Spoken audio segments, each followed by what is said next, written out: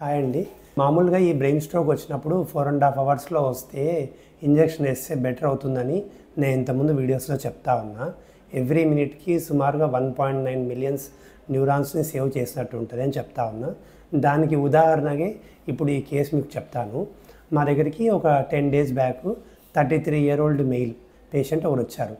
తను అరౌండ్ 3:34 టైంలో చేయి కాలు వీక్నెస్ వచ్చింది, మాట సరిగ్గా రావట్లేదు, మాట అసలు ఒక్క మాట కూడా చెప్పలేకపోతున్నాడు, పలకలేకపోతున్నాడని ఎమర్జెన్సీకి తీసుకొచ్చారండి. అయితే ఇది మేము ఎగ్జామిన్ చేస్తే మాకు బ్రెయిన్ స్ట్రోక్ అని అర్థమైపోయింది. ఇమీడియట్గా సిటీ స్కాన్ తీసాము, అదైతే నార్మలే ఉంది. సో ఇనిషియల్గా సిటీ స్కాన్లో బ్రెయిన్ స్ట్రోక్ కనపడకపోవచ్చు, కానీ సిమ్టమ్స్ అయితే మాకు బ్రెయిన్ స్ట్రోక్ అని అర్థమైంది. గోల్డెన్ పీరియడ్ అంటే ఈ ఎప్పుడైతే పెరాలసిస్ స్టార్ట్ అయిందో 4.5 hours అనేది గోల్డెన్ పీరియడ్ అంటాం. సో ఆ టైం పీరియడ్లో వచ్చారు.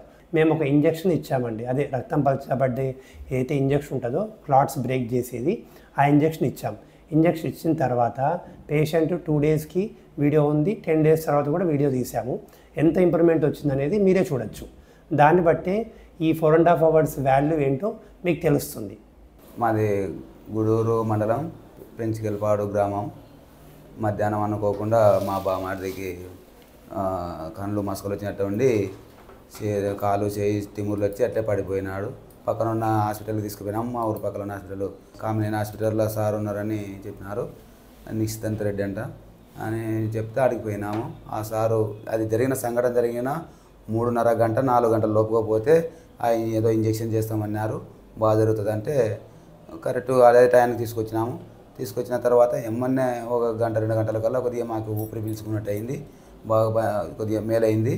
తర్వాత ఒక రోజు వరకు కొద్దిగా మాట రాలేదు. మేము కూడా కొద్దిగా ఆలోచన చేసిన టైం అయింది. ఏదో రిపోర్ట్ వచ్చినాక చూసినాము. తర్వాత ఒక రోజు తర్వాత 2వ రోజు లైట్గా మాటలు వచ్చినాయి. లైట్గా మాటలు వస్తే మాకు కూడా ధైర్యం వచ్చింది. సారు ఇంజెక్షన్ చేయడం వలన దేవుడు సలహా చూసినాడు. సారు కూడా బాగా పనిచేసింది ఇంజెక్షను. తర్వాత ఇప్పుడు బాగా మాట్లాడుతున్నాడు సార్.